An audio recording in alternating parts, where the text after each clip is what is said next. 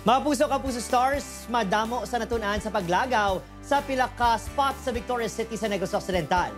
Ang ila Kapuso Fiesta Moments, kadungan sa 27th Kadalagan Festival lantawunta sa pagtutok ni Eileen Pedreso.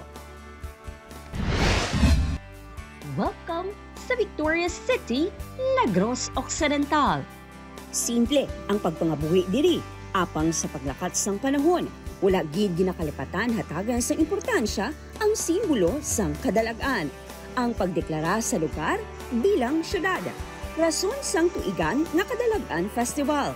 Tuwing March 21 kada taon sineselebrate ang Kadalagan Festival bilang pasasalamat at pagbigay ng halaga sa opisyal na pagdeklara sa lugar na ito bilang city o lungsod noong 1998.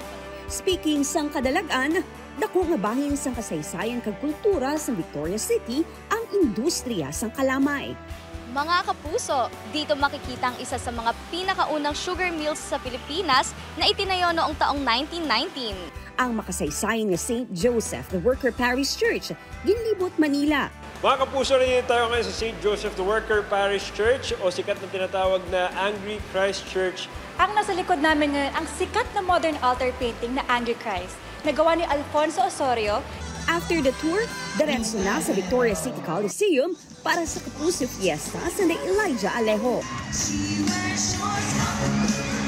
Angela Alarcon.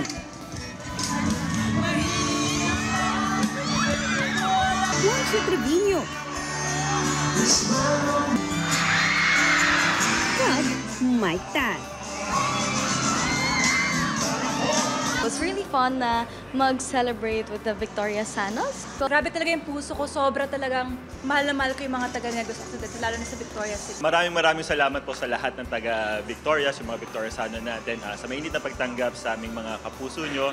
Ramdam na ramdam talaga namin yung suporta na binibigay nila sa mga kapuso shows and artists. Tuman ang pagpasalamat ng alkalde sa pagbisita sa Kapuso Stars. Reach ang GMA is one of the biggest dito sa atong pungsod. Ukod Kerugor Bangon, Eileen Pedreso. One Western Visayas.